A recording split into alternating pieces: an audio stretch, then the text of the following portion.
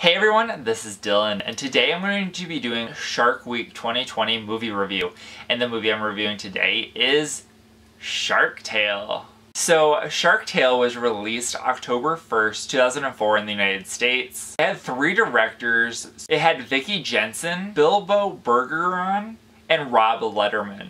So it really has an ensemble cast. So it has Will Smith, who is playing Oscar. Then it has Renee Zellweger, who's playing Angie. It has Robert De Niro playing Don Leno. Jack Black is playing Lenny. Angelina Jolie is playing Lola. And Martin Scorsese is playing Sykes. And that's just a couple, or like the most famous people in the cast. This really is an ensemble cast, so there's a whole bunch of other people that are involved in this. Had a budget of $75 million, and in its box office it made $367.3 million.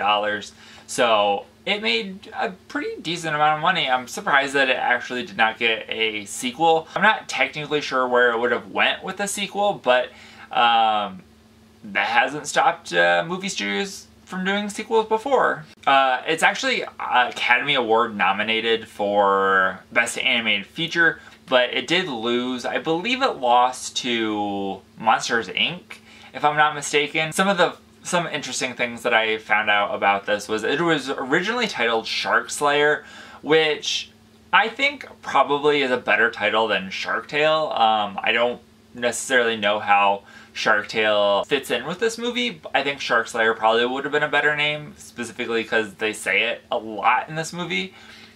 And then another fun thing I saw was that it premiered at the Venice Film Festival on the largest inflatable screen in the world. So let's talk about the plot of Shark Tale. So we have Oscar, and I would say that the 2 main characters are probably Oscar and Lenny.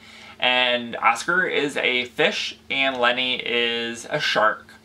And so we have Oscar works at a car wash just like his dad did, but he always has dreams of living at the top of the reef where all the rich people live and having this like rich lifestyle. Let's move on to Lenny. So Lenny is a shark, but he's a vegetarian shark. And his dad is kind of, I mean, that whole storyline is a mafia storyline, essentially. And so his dad's like, you better eat this. And he's like, no, I'm not going to. And so he, like, runs away.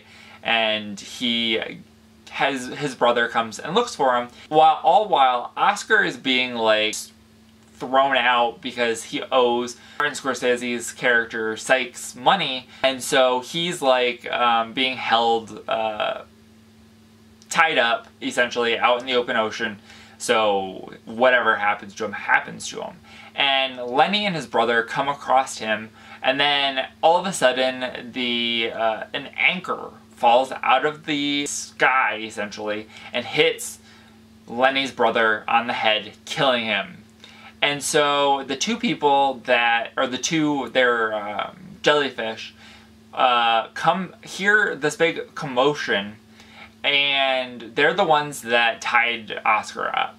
And so they hear this big commotion, they come back and see the dead shark, and they're like, holy crap, Oscar is a shark slayer.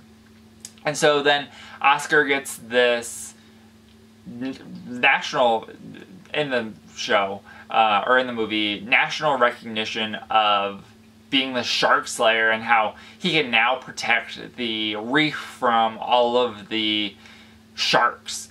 And so basically we have this where he's lying about killing the shark, and the other sharks don't know that he's lying because Lenny has run away, and so the other sharks want to kill Oscar, and Oscar's just trying to keep his lie so that he can live the high life, essentially, in the top of the reef. So let's get into some of the things that I liked. So one of the very first things that I liked was they incorporated the DreamWorks logo, the classic like boy who's fishing, into the opening scene of this movie. And I really do love when they like redesign a classic movie studio logo to like be themed with the movie.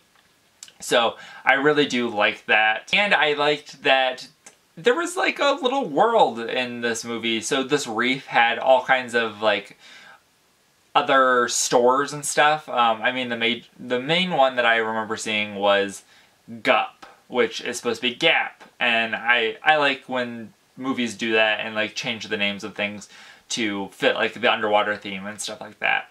Oh, I also really liked that the sharks lived in the Titanic.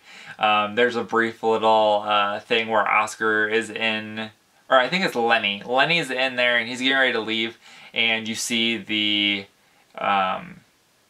painting of Rose on the thing, except she's wearing clothes because it's a kid movie. So I really did enjoy that.